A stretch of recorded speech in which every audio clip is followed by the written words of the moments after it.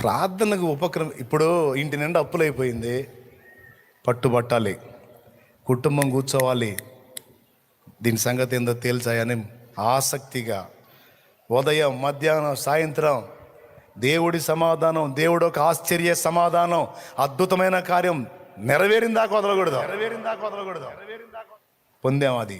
అందుకే చెబుతున్నా, ఇంట్లో ఒక వ్యక్తి రోగి అయి ఉన్నాడు, ఆసక్తి కలిగి ప్రార్థించే వాళ్ళు ఉంటే ఆ సంగతి ఏదో క్లారిటీ ఇస్తాడు దేవుడు. ఉంచటమా తీయటమా అనేది తెలుసా మీకు? మాటలు చెప్తారు, ఏం చేద్దామయ్యా అట్ట అయిపోయింది మరి పాపం పరిస్థితి, ప్రార్థన ప్రార్థన చేసేది అంటే ఇంకా అయిపోయింది, సత్యసత్యాలు ప్రార్థన చేయమని, సత్యసత్యంలో ప్రార్థన చేయమని. నీకేం ఆసక్తి లేదా?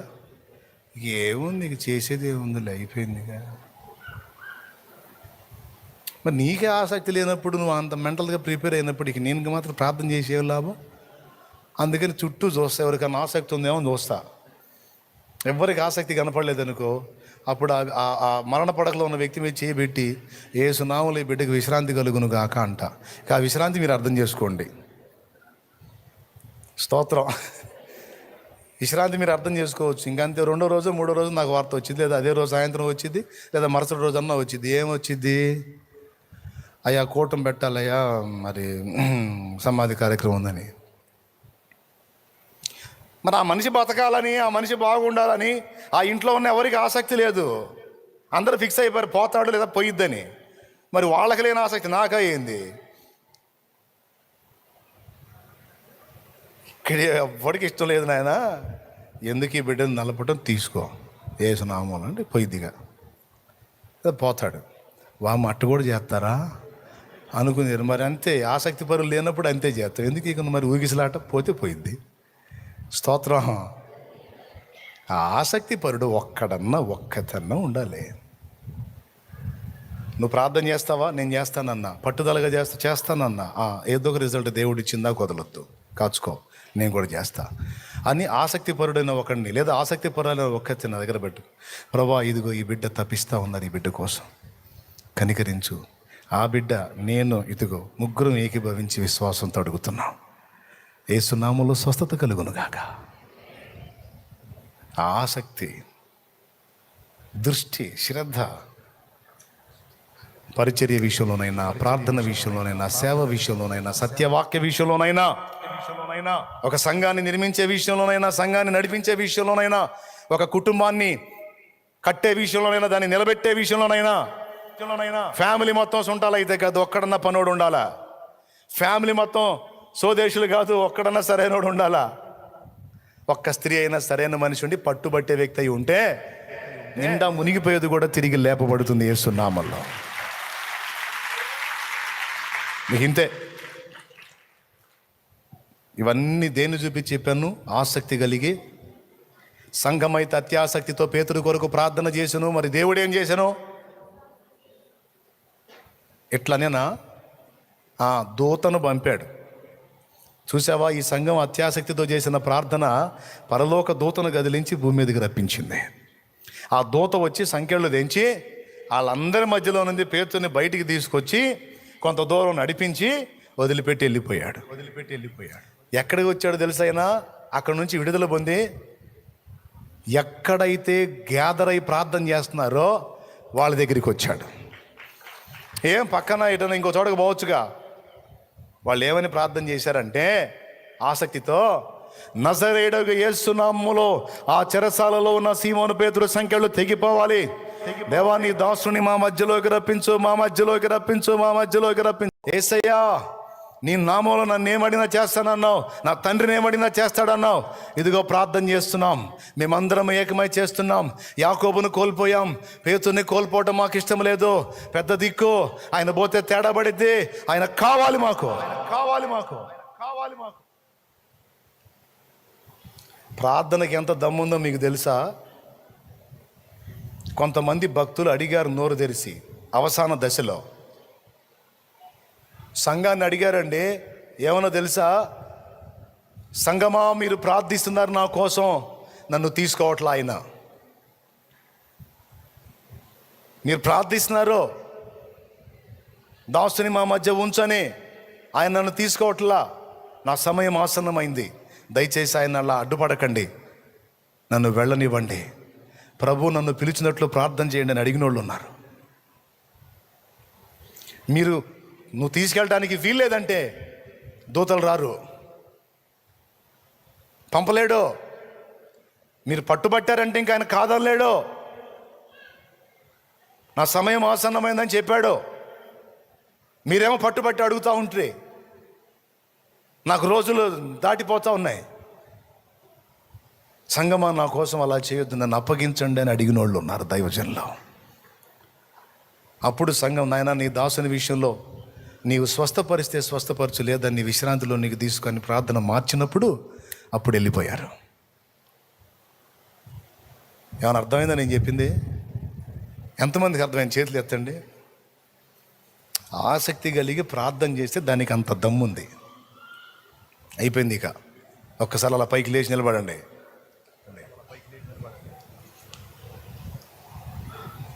ఏ విషయంలోనే, కుటుంబ కలతలు కావచ్చు, అప్పుల బాధలు కావచ్చు, అవమానాలు కావచ్చు, నిందలు కావచ్చు, ఇరుకులు కావచ్చు, ఇబ్బందులు కావచ్చు, నిన్ను నలగొడుతున్న శ్రమ, నిన్ను నలుపుతున్న సమస్య, నిన్ను ఏడిపిస్తున్న వేదన, దైవజనుని గురించి కావచ్చు, సేవను గురించి కావచ్చు, ఎక్సెట్రా ఏదైనా, అసలు ఆ విషయమై నీకున్న ఆసక్తి ఏంటనేది దేవుడు చూస్తాడు. ఒక వ్యక్తి బ్రతకాలని నువ్వు కోరుకుంటే ఆ వ్యక్తి బ్రతుకున్నట్లు నీకున్న ఆసక్తి ఏంటనేది దేవుడు గమనిస్తాడు. మన ఆసక్తిని బట్టి దేవుని కార్యం. సంఘమంతా ఏకమై దేవా సీమోనుని మా మధ్యలోకి నడిపించని ఆసక్తితో, అత్యాసక్తితో వాళ్ళు ప్రార్థన చేస్తే ఆ ప్రార్థన దేవుడు విని దూతను పంపి మరి సంకెళ్ళు తెంచి సీమోనును వారి మధ్యలోకి తీసుకెళ్ళి నిలబెట్టాడు ఆయన. సీమోనుని వారి మధ్యలోకి తీసుకెళ్ళి నిలబెట్టాడు ఆయన. ఇంకొక దగ్గరికి ఎక్కడికో పంపిలా, వారి మధ్యలోకి తీసుకెళ్ళి నిలబెట్టాడు. మన ప్రార్థనకి అంత విలువ ఉంది. మన ఆసక్తిని పరిశీలిస్తాడు గనక. ఇక ఇది మళ్ళీ చెప్పను నేను, ప్రభు చిత్తమైతే మళ్ళీ ఎప్పుడో. ఈ పాయింట్ని మాత్రం మిస్ అవ్వద్దు. ఒక వ్యక్తి మార్పు విషయంలో కూడా అదే పట్టుదల కలిగి ఉండాలి. ఆసక్తి కలిగి ప్రార్థన చేయి. ఆసక్తి కలిగి మారు మనసు పొందమన్నాడు. ఏ తప్పు పదే నీ ద్వారా జరుగుతుందో కాస్త దాన్ని స్పెషల్గా దృష్టి పెట్టు. ఎందుకు మళ్ళా ఇక్కడే వీక్ అవుతున్నాను నేను, లాభం లేదు, దీని విషయంలో నేను ఏదో ఒక నిర్ణయానికి రావాల్సిందే అని దృష్టి పెట్టి ఆ దరిద్రాన్ని వదిలేసి మారు మనసు పొందాలా. అది జరగాలంటే నువ్వు దాని మీద మనసు పెట్టాలా. నువ్వు దృష్టి పెడితేనే, లేకపోతే తేడా పడుతుంది. ప్రార్థన చేద్దాం మనం. దేవా, ఈరోజు నీవు నాతో మాట్లాడావు సూటిగా. అది ఏ విషయమైనా సరే, ఏ సంగతిని గూర్చైనా సరే, ఒక వ్యక్తి మార్పును గూర్చి కావచ్చు, ఒక సమస్య పరిష్కారం కావచ్చు, ఒక రోగం నుండి స్వస్థత కావచ్చు, ఒక బంధకాల్లోంచి విడుదల కావచ్చు, ఒక సేవ విషయమే కావచ్చు, ఒక ఆత్మ రక్షణ విషయమే కావచ్చు, ఒక వ్యక్తి మార్పు విషయమే కావచ్చు. నీ ఆసక్తి ఏమిటి? ఆ విషయంలో నీకున్న భారం ఏమిటి? దేవుడు కనిపెడతాడు. ఈరోజు ప్రార్థన చేద్దాం. దేవా, ఈరోజు నాతో సూటిగా మాట్లాడావు.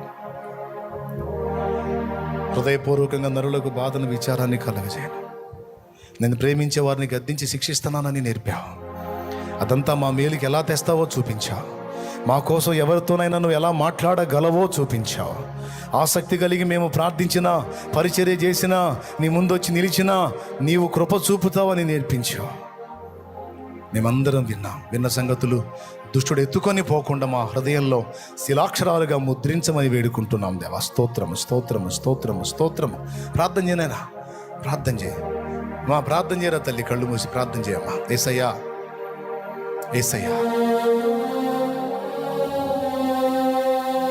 ఈరోజు నాతో మాట్లాడినందుకు నీకు వందనాలు. ఈ మాటలన్నీ నా హృదయంలో నాటబడాలి. ఈ మాటలలో ఒక్కటి కూడా మిస్ కాకూడదు. ఈ మాటల కోసమే నేను ఇప్పుడు ప్రార్థన చేస్తున్నాను. ఈ సందేశం నా హృదయంలో ముద్రితం కావాలి. మళ్ళా నా జ్ఞాపకాల్లోకి రావాలి. నాలో ఉన్న పట్టుదలని, ఆసక్తిని రేకెత్తించాలి. హల్లెలూయా, హల్లెలూయా, హల్లెలూయా. నీకు స్తుతి స్తోత్రం, స్తుతి స్తోత్రం, స్తుతి స్తోత్రం, స్తుతి స్తోత్రం.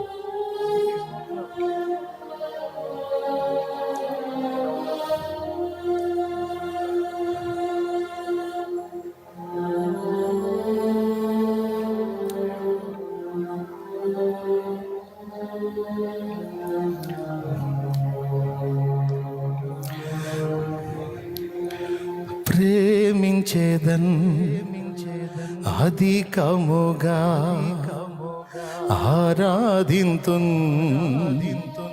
ఆసక్తితో, ఆసక్తితో ప్రేమించేదన్ అధికముగా ఆరాధింతున్ ఆసక్తితో ప్రేమించేదన్ అధికముగా ఆరాధింతున్ ఆసక్తితో నా పూర్ణ మనసుతో ఆరాధింతున్ నా పూర్ణ బలముతో ప్రేమించెదన్.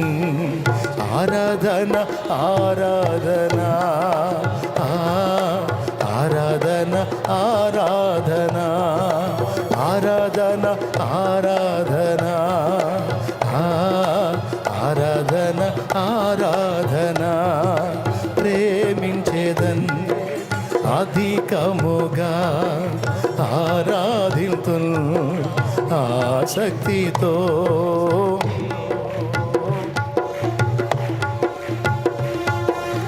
ఆరాధింతున్ ఎబినేజరే, ఇంతవరకు ఆదుకున్నవే ఎబినేజరే, ఇంతవరకు ఆదుకున్నా. ఎల్రోయి ఎల్రోయి నన్ను చూచావే వందనమయ్యా. ఎల్రోయి ఎల్రోయి నన్ను చూచావే వందనామయ్యా. యెహోవా రఫా, యెహోవా రఫా స్వస్థపరిచావే వందనమయ్యా. యెహోవా రఫా, యెహోవా రఫా స్వస్థపరిచావే వందనమయ్యా. స్వస్థపరిచావే వందనామయ్యా. నన్ను చూచావే వందనామయ్యా. ఆదుకున్నవే వందనామయ్యా. స్వస్థపరిచావే వందనామయ్యా. నా పూర్ణ మనసుతో ఆరాధింతు నా పూర్ణ బలముతో ప్రేమించెదను. ఆరాధన ఆరాధన ఆరాధన ఆరాధన ఆమేన్. ఆరాధన ఆరాధన ఆరాధన ఆరాధన ప్రేమించేదన్ అధికముగా ఆరాధింతును ఆసక్తితో